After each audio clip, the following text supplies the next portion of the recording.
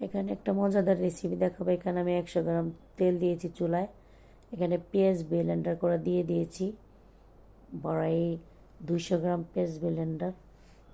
আর এখানে দিয়ে দিছি 7-8টা কাঁচামরিচ পাল্টা করে। এখন এখানে দিয়ে দিলাম একটু ভেজে ভালো করে, দিয়ে দিলাম 1 টেবিল চামচ আদা রসুনের পেস্ট, দিয়ে দিলাম হলুদের গুঁড়া, মরিচের গুঁড়া, স্বাদ মতো লবণ। আদা রসুনের পেস্ট তো দিয়েছি, একটু গরম মশলা, দারচিনি, এলাচ বাটাও দিয়েছি। এখানে একটা পাঙ্গাস মাছের মাথা চাপা আর ছোটো আর একটা টুকরাকে পিস পিস করে কেটে দিয়েছি। এখন ভালো করে কষিয়ে নিচ্ছি।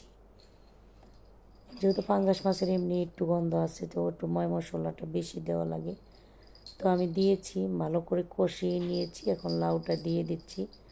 লাউটা দিয়েও একটু ভালো করে কষিয়ে নেব।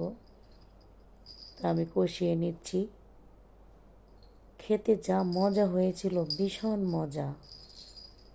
এখন আমি ঢাকনা দিয়ে ঢেকে দিব। ফিরে আসলাম 10 মিনিট পরে। আমার লাউটার কালারটা দেখলেও তো মন ভরে যায়, এত সুন্দর হয়েছে কালারটা। তো এখানে আমি একটু সামান্য একটু ঝোল দিয়েছিলাম, গরম পানি। তো সব শেষে আমি দিয়ে দিলাম জিরাটা, জিরার গুঁড়া, ভাজা জিরার গুঁড়া। আগে কিন্তু আমি সস পাতাও দিয়েছি। তো কেমন হলো অবশ্যই জানাবেন। আল্লাহ হাফেজ।